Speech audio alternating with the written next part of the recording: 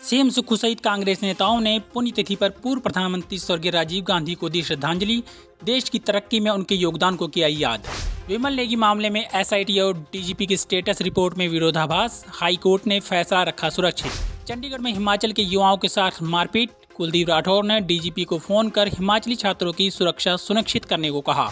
नेता प्रतिपक्ष जयराम ठाकुर ने विमल नेगी मामले को लेकर फिर खड़े किए सवाल, बोले सबूतों को छिपाने का किया जा रहा प्रयास। ऑपरेशन सिंदूर को लेकर प्रदेश भर में निकाली गई तिरंगा यात्रा।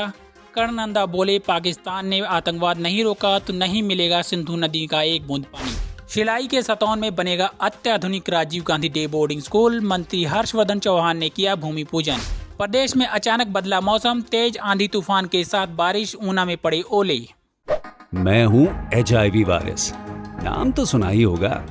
मुझे वो लोग बिल्कुल अच्छे नहीं लगते जो मुझसे दूर रहने के लिए हर बार कॉन्डम का इस्तेमाल करते हैं। जब खून चढ़वाने की जरूरत पड़ती है तो मान्यता प्राप्त ब्लड बैंक में चले जाते हैं। कोई बात नहीं, इन लोगों को अगर मुझसे दूर रहना है तो मैं भी ऐसे लोगों से दूर रहता हूं। तो मैं हूं HIV वायरस। मेरे बारे में जानने के लिए 1097 पर कॉल करके सवाल किया गया। हिमाचल प्रदेश राज्य एड्स नियंत्रण समिति द्वारा जनहित में जारी।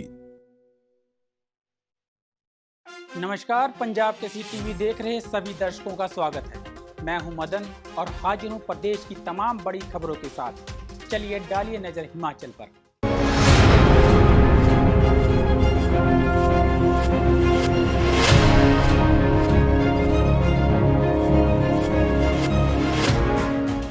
पहली खबर का रुख करते हैं। पूर्व प्रधानमंत्री स्वर्गीय राजीव गांधी की पुण्यतिथि पर प्रदेश भर में कांग्रेस ने उन्हें याद किया और पुष्प अर्पित कर श्रद्धांजलि दी। प्रदेश के मुख्यमंत्री सुखविंदर सिंह सुक्खू ने छोटा शिमला के सद्भावना चौक पर उनकी प्रतिमा पर पुष्पांजलि अर्पित की। इस अवसर पर कांग्रेस प्रदेशाध्यक्ष प्रतिभा सिंह और कांग्रेस के अन्य वरिष्ठ नेता भी उपस्थित रहे। सीएम सुक्खू ने कहा कि पूर्व प्रधानमंत्री राजीव गांधी का 21वीं सदी के विकासशील भारत में महत्वपूर्ण योगदान है। सुक्खू ने कहा कि राजीव गांधी ने देश की एकता और अखंडता के लिए जान की कुर्बानी दी। आज 21वीं शताब्दी में जो सूचना और डिजिटल क्रांति का भारत है, वह 40 वर्ष पूर्व राजीव गांधी की सोच का नतीजा है। उन्होंने ऐसी क्रांति को जन्म दिया जिसका फायदा आज हम उठा रहे हैं। उन्होंने कहा कि महिलाओं को पंचायती राज संस्थाओं में 33% आरक्षण देने का श्रेय भी राजीव गांधी को जाता है। ग्रामीण क्षेत्र के बच्चों को गुणात्मक शिक्षा देने के लिए नवोदय स्कूल राजीव गांधी ने ही दिया। इन स्कूलों में पढ़े कई बच्चे आज भी उच्च पदों पर हैं। राजीव गांधी के नाम पर प्रदेश में कई योजनाएं चलाई जा रही हैं। सीएम सुक्खू ने कहा कि इसी तरह Rajiv Gandhi day boarding school बनाए जा रहे हैं, जहां पर बच्चों को प्री नर्सरी से लेकर +2 तक की गुणात्मक शिक्षा दी जाएगी। राजीव गांधी जी ने इस देश की एकता और अखंडता के लिए अपने प्राणों का बलिदान दिया। देश पर जब भी कोई संकट आया, राजीव गांधी जी ने उस कुर्बानी देने से कभी पीछे नहीं हटे। आज 21वीं शताब्दी का जो भारत है, जो सूचना क्रांति का भारत है, जो डिजिटल क्रांति का भारत है, ये उस समय राजीव गांधी जी ने तकरीबन 40 वर्ष पहले ये सोचा था कि इस देश में अगर कंप्यूटर हमें अमेरिका ने देने से मना कर दिया तो जो हमारे हिंदुस्तान की जनता है, उन बुद्धिमान व्यक्तियों के साथ मिलकर एक ऐसी सोच और ऐसी क्रांति को जन्म दिया जिसका आज लोग हम फ़ायदा उठा रहे हैं। वो सूचना क्रांति थी।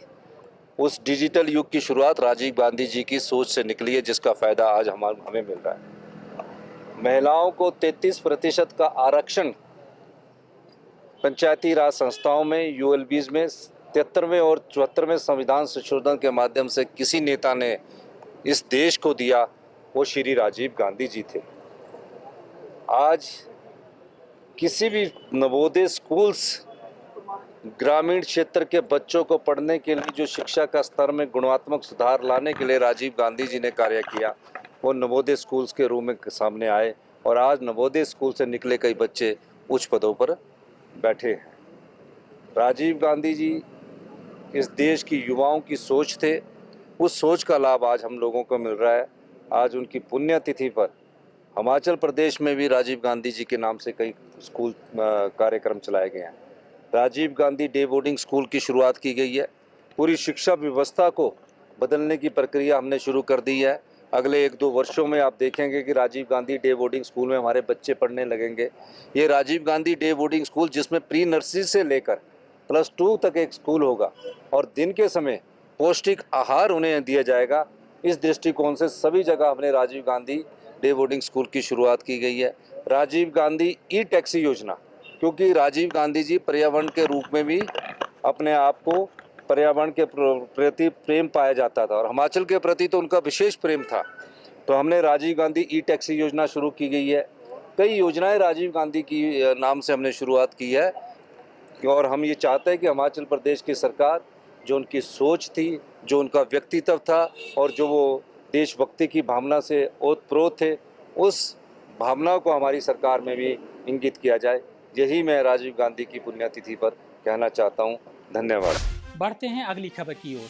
बहुचर्चित विमल नेगी मामले में आज हाईकोर्ट ने अपना फैसला सुरक्षित रख लिया।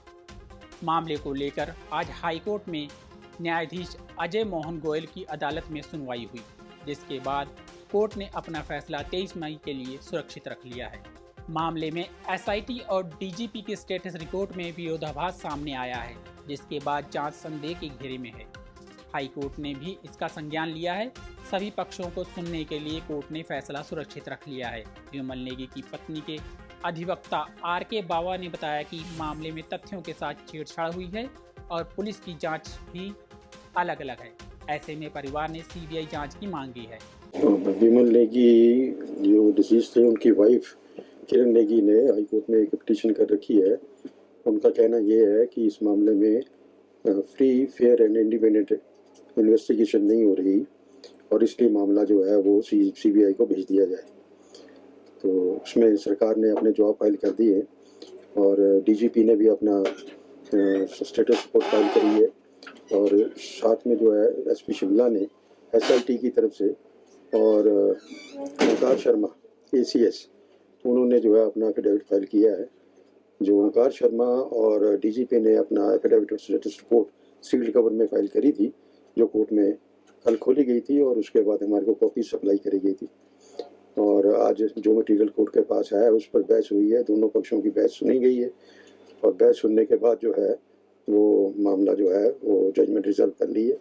Eight any time court can announce the judgment. आपने क्या तर्क कोर्ट में दिया? हमारा कहना ये था कि जो अभी तक की इन्वेस्टिगेशन हुई है वो फ्री, फेयर एंड इंडिपेंडेंट नहीं है एंड हमारा तो यहाँ तक तर्क था कि there are material on record जहाँ पर ये कहा जा रहा है कि भाई जो एविडेंस है वो टेम्पर्ड भी हुआ है और जो एविडेंसेस हैं वो जो बड़े क्रूशियल एविडेंसेस थे वो अच्छी तरह से प्रिजर्व नहीं किए गए और इन्वेस्टिगेशन जो है वो बिल्कुल राइट डायरेक्शन पे नहीं है। एंड जो रिपोर्ट है डीजीपी का जो एफिडेविट था उसमें भी ये चीज़ें जो है हाईलाइट हुई हैं, जिसमें डीजीपी ने भी जो है अपने कंक्लूजन दिए हैं, अपने पॉइंट्स दिए हैं, जिसमें उन्होंने ये रेज किया है कि भाई एसआईटी जो है जो आज तक इन्वेस्टिगेशन हुई है उस पर कमेंट्स करें और एसीएस ने भी अपना एफिडेविट दिया है। एसीएस की रिपोर्ट भी कोर्ट ने जो है वो मंगवा ली थी और कोर्ट ने उसको देखा है और एसीएस की रिपोर्ट हमारे को सप्लाई नहीं हुई, लेकिन उसमें ये कहा गया कि भाई आज के भाई जजमेंट अनाउंस करने के बाद जो है that report will made part of the record and then we can get the copy also. और जहाँ तक सवाल पैदा होता है कि भाई मामला जो है वो राइटली इन्वेस्टिगेट हो रहा है, फेयर हो रहा है, फ्री हो रहा है या इंडिपेंडेंट हो रहा है या नहीं हो रहा है, on the basis of the material और रिकॉर्ड कोर्ट अपनी ओपिनियन बनाएगी और जजमेंट देगी। सर वो रिपोर्ट सब में कुछ कॉन्फ्लिक्ट है इस तरह का भी कह रहे के अंदर, तो क्या उसमें कुछ विरोधाभास हैं जो रिपोर्ट? दोनों रिपोर्ट्स में जो है जो डीजीपी की रिपोर्ट्स है या एफिडेविट है और जो एसआईटी की रिपोर्ट है उसमें विरोधाभास है। वो मैंने पहले कह दिया आपको कि जो डीजीपी ने एसआईटी की फंक्शनिंग के ऊपर जो है वो कमेंट करें और दोनों में विरोधाभास है, तो इस वजह से जो है वो दैट इज सफिशिएंट इंडिकेटर कि the investigation is not free and independent and उसके ऊपर जो है कोर्ट अपना निर्णय सुनाएगी।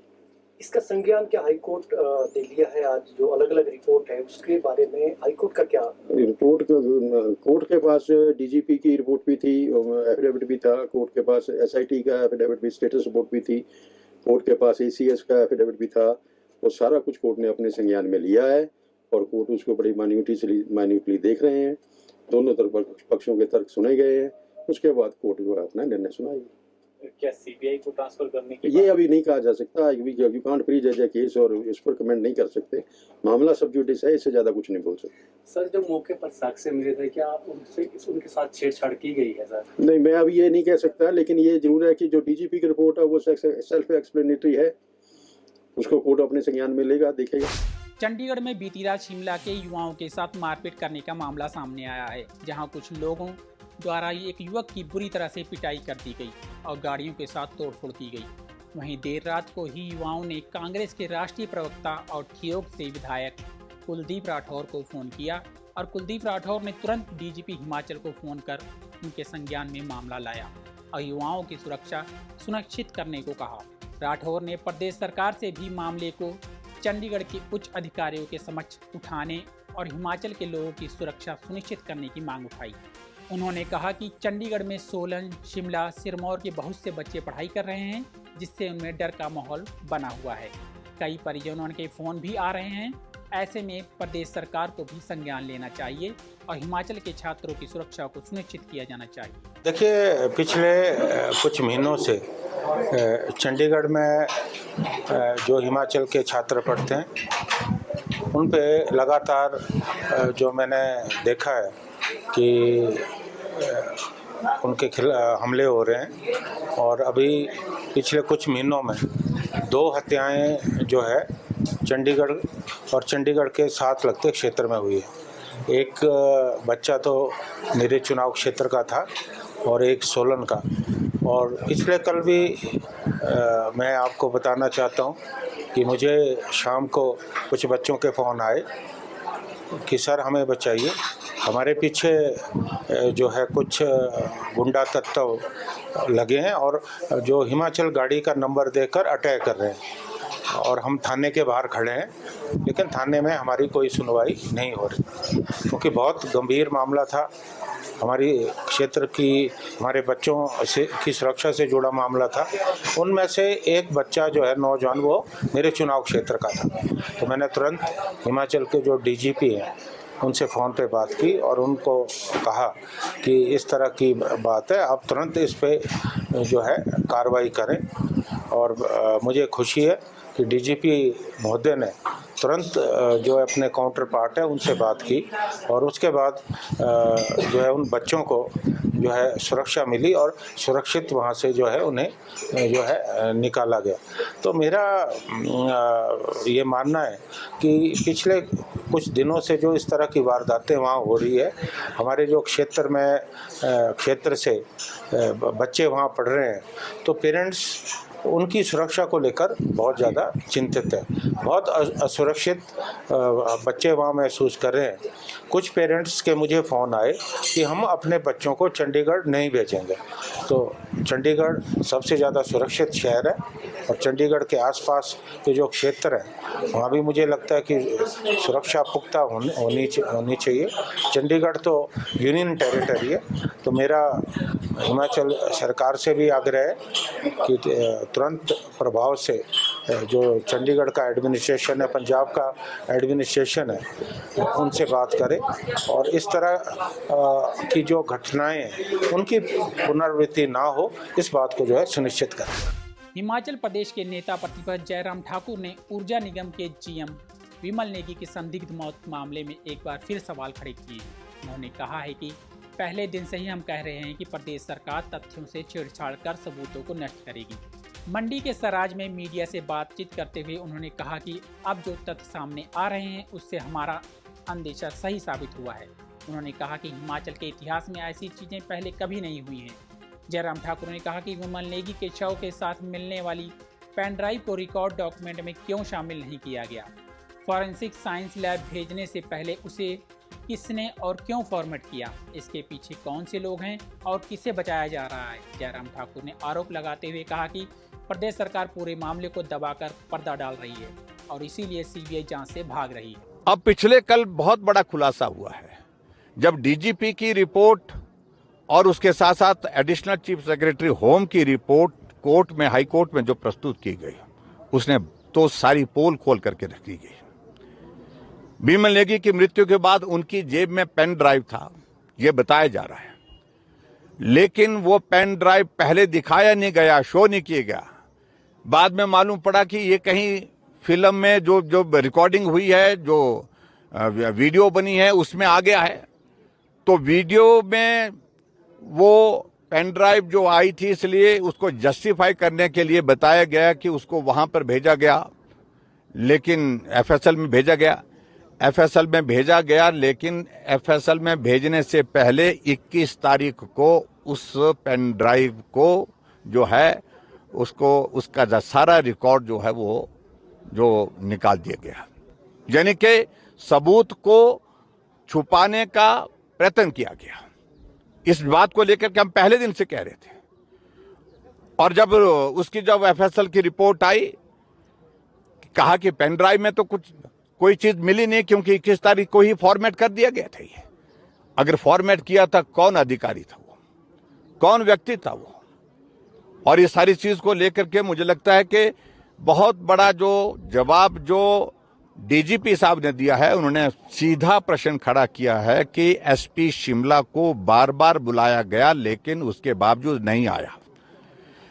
एसआईटी कॉन्स्टिट्यूट होने के बाद इस सारे मामले की जांच की प्रोसेस में अनावश्यक रूप से वो अधिकारी दखल दे रहा है जो उसकी डोमेन में नहीं है, ये भी जिक्र किया।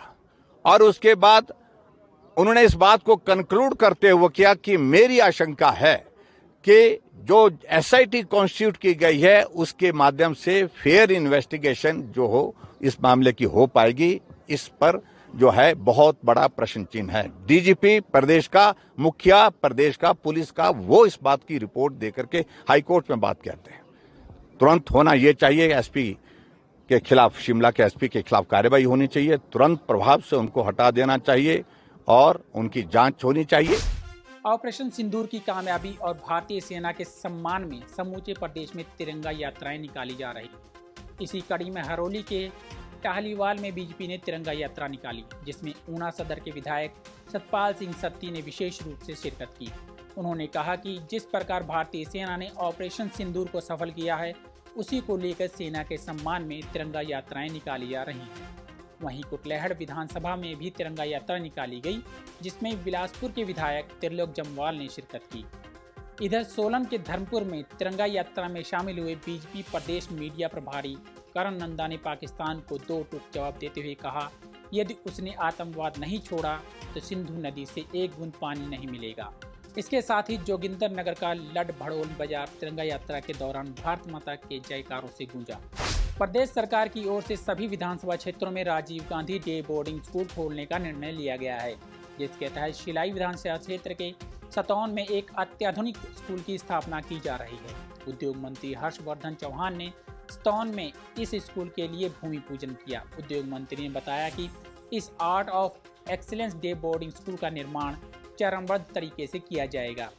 प्रथम चरण में 5 करोड़ 58 लाख रुपए की लागत से पहला ब्लॉक तैयार किया जाएगा। कुल परियोजना लागत लगभग 25 करोड़ रुपए आंकी गई है। स्कूल परिसर 50 बीघा भूमि पर विकसित किया जाएगा, जिसमें swimming pool, digital classroom, digital library, खेल मैदान, हॉर्स राइडिंग और फुटबॉल जैसे खेल गतिविधियों की सुविधाएं उपलब्ध होंगी। उद्योग मंत्री ने कहा कि यह स्कूल कक्षा 1 से 12वीं तक के लगभग 500 विद्यार्थियों को गुणात्मक पूर्ण शिक्षा प्रदान करेगा। उन्होंने शिक्षा विभाग के अधिकारियों को निर्देश दिए कि प्रस्तावित स्कूल स्थल के 5 किलोमीटर के दायरे में आने वाले सभी स्कूलों की सूची और विद्यार्थियों की संख्या तैयार की जाए, ताकि इन स्कूलों को एक क्लस्टर के रूप में डे बोर्डिंग स्कूल से जोड़ा जाए। दिन भर तपती गर्मी के बाद अचानक शाम के समय मौसम ने करवट ली और प्रदेश के कई हिस्सों में तेज आंधी, तूफान और बारिश का क्रम शुरू हो गया। राजधानी शिमला में दिन में ही अंधेरा छा गया और हल्की बारिश लग गई। वहीं जिला सिरमौर के मुख्यालय नाहन में तेज तूफान के साथ दिन में ही अंधेरा छा गया और हर तरफ धुएं का गुब्बार नजर आया। काली घटाओं के साथ बारिश शुरू हो गई। बात करें बिलासपुर की तो यहाँ भी तेज तूफान के साथ मां श्री नैना देवी के दरबार में अंधेरा छा गया। इधर तपती गर्मी झेल रहे ऊना वासियों ने भी राहत की सांस ली। यहाँ बारिश से मौसम ठंडा हो गया है। कई जगह ओलावृष्टि की तस्वीरें भी सामने आई है। सोलन में भी बारिश के बाद तापमान में गिरावट दर्ज की गई है। आज के बुलेटिन में इतना ही। कल फिर मिलेंगे, तब तक बने रहिए पंजाब केसरी टीवी के साथ।